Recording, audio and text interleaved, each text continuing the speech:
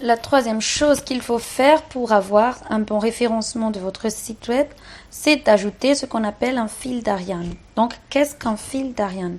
Un fil d'Ariane, en fait, c'est un ensemble de liens qui sont présents en haut ou en bas de d'une page web. Ce sont les liens du menu, en fait. Sur un site web, vous avez des menus. Donc, vous avez accueil, blog, à propos, contact aussi, par exemple. Et en fait, ce sont l'ensemble de ces liens en fait qui constituent le menu. Et le menu, il peut être présent en haut de votre page web ou peut-être en bas de votre page web, ça dépend. Mais en fait, le but d'un fil d'Ariane, le but de ce menu, en fait, c'est de faciliter la navigation pour les internautes sur votre site web sans tout le temps avoir à appuyer sur le bouton retour de leur navigateur. Donc, pour cela, le mieux, c'est de l'avoir à la fois en haut et à la fois en bas.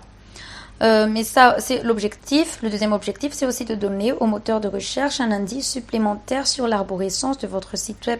Donc, qu'est-ce qu'on entend par arborescence?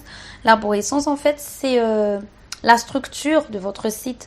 Donc, par structure, on entend la première partie qui constitue souvent le menu, le logo et peut-être votre slogan aussi, c'est ce qu'on appelle header. Puis, il y a la seconde partie. Bon, je vais taper ici header, comme ça vous vous rappellerez. Header.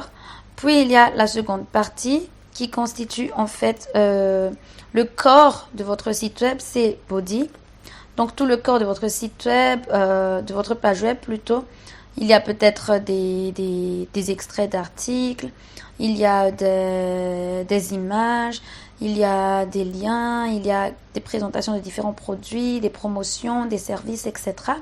Et enfin, vous avez le footer tout en bas, qui est comme le header, mais qui contient parfois ou souvent vos contacts, vos heures d'ouverture, votre adresse avec un petit Google Maps, etc.